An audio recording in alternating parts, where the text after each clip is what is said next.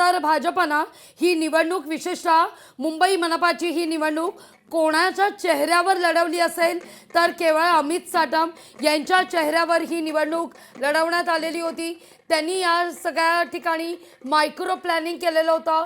मग अगदी शाखा शाखांना भेटी देणं असू दे, चिंतन बैठका घेणं असू दे आणि या निकालाचं सगळं जे श्रेय आहे ते मुख्यमंत्र्यांनी अमित साटम यांना आता दिल्याचं पाहायला मिळतं। बरोबर आहे। आणि अमित साटम यांच्या सोबतीला भाजपचे आणखी महत्त्वाचे मोठे अनुभवी नेते होते। स्वतः मंत्री आशिष शेलार जे सातत्याने मुंबई पालिका निवडणुकीच्या अनुषंगाने लक्ष घालून होते, ते आधी मुंबईचे भाजपचे अध्यक्ष सुद्धा होते आणि त्यानंतर ज्यांना आता सध्या भाजपचे किंगमेकर म्हटलं जाते निवडणुकीचे, ते विनोद तावडे महामंत्री भाजपचे बिहार निवडणुकीमध्ये त्यांचा करिश्मा आपण बघितला होता।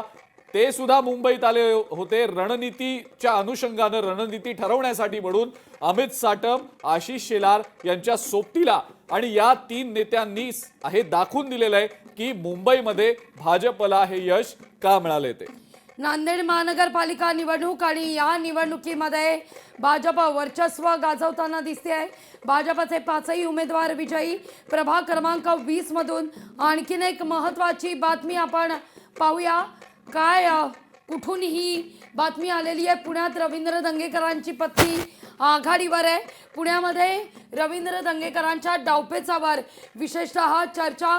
तर कोल्हापूरमध्ये आता या ठिकाणी परस्परांना अभिनंदन केलं जात आहे। मिठाई भरवतानाची ही दृश्य आहेत आणि भारतीय जनता पार्टीच्या कार्यालयातली ही दृश्य दिसतात आपल्याला। भाजपचे राज्यसभेचे खासदार धनंजय महाडिक आपल्याला दृश्यांमध्ये दिसत आहेत। शिवाय भाजपचे इतर स्थानिक नेते सुद्धा आहेत आणि सोबतच आपण बघतो आहोत की खूप मोठ्या संख्येने भाजपला कोल्हापूरकरांनी आपला कौल दिलेला आहे। तर मुंबईत या ठिकाणी बॅनरबाजी होतीये। आता भ्रष्टाचाराच्या विळख्यातून मुंबईकर घेणार मोकळा श्वास। मुंबईचे सेवक हेच मुंबईचे नगरसेवक, अशी बॅनरबाजी मुंबई भाजप मुख्यालयाबाहेर कार्यालयाबाहेर होतीये।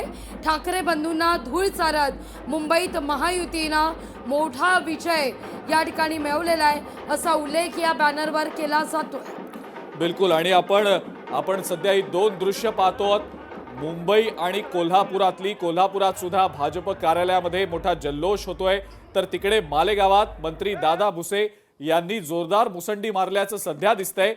24 पैकी 18 ठिकाणी शिंदेंच्या शिवसेनेचा विजय झालेला आहे। ढोल ताशाच्या गजरात शिवसैनिक जल्लोष एकीकडे करतायत, पण आपण ही सुद्धा बाब अत्यंत महत्त्वाची लक्षात घेतली पाहिजे की मालेगावमध्ये इस्लाम पार्टी आणि सोबत MIM आणि इतर जे त्यांचे सहकारी पक्ष आहेत हे बहुमताच्या आकड्याच्या जवळ जात असल्याचं दिसतंय आणि त्यामुळे कुठेतरी शिवसेनेसाठी ही चिंताजनक बाब असू शकते। तर कल्याणमधून महत्त्वाची बातमी। कल्याण डोंबिवली महानगरपालिका प्रभाग क्रमांक 14 आणि यामध्ये भाजपच्या हेमलता पावशे या विजयी आहेत, तर शिवसेनेच्या सारिका या देखील या ठिकाणी विजयी आहेत। रमेश जाधव। लोकशाही मराठी ऐका, पहा, जागरूक रहा।